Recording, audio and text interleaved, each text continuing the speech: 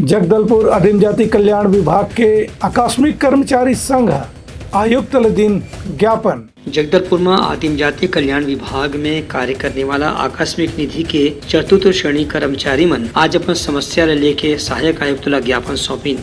कार्यकारिणी प्रांत अध्यक्ष शासकीय लघु वेतन कर्मचारी संघ डहरले बसंत लाल जैन हकीहिन की आकस्मिक निधि के कर्मचारी मन ला ऐसे कहे गिरी से कि 2014 में विज्ञापन निकले के बाद भर्ती के बाद से 1 साल बाद ओमन ला नियमित वेतन दे जाही और दूसर किस्म के सुविधा घलो दे जाही।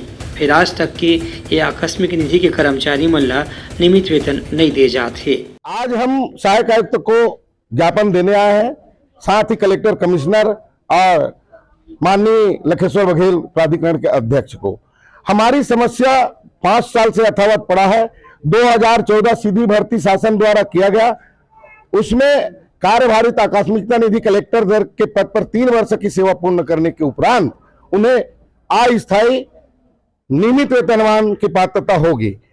उस आदेश के तहत 2017 में 3 साल पूरा हुआ, 2017 दिसंबर में इनको नियमित आदेश होना चाहिए, लेकिन अधिकारियों के मनमानी के चलते दिसंबर 2008 में आदेश जारी किया। नियमितीकरण का आदेश 17 से ही लागू हुआ, लेकिन तनख्वाह बना जो 2018 में आदेश के बाद, तो मई 2019 में। इस प्रकार 16 से 17 माह हमारा कलेक्टर दर के अतिरिक्त वेतन का अंतर राशि हमें आज तक नहीं मिला।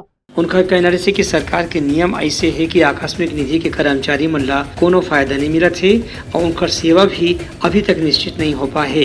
एक से उनकर घर परिवारों पर आर्थिक संकट आगे है। एक स्थिति प्रशासन ला तत्काल ध्यान दे के आकस्मिक निधि के कर्मचारी मन के समस्या के समाधान करना चाहिए। ब्यूरो रिपोर्ट, उतलंघा न्यूज।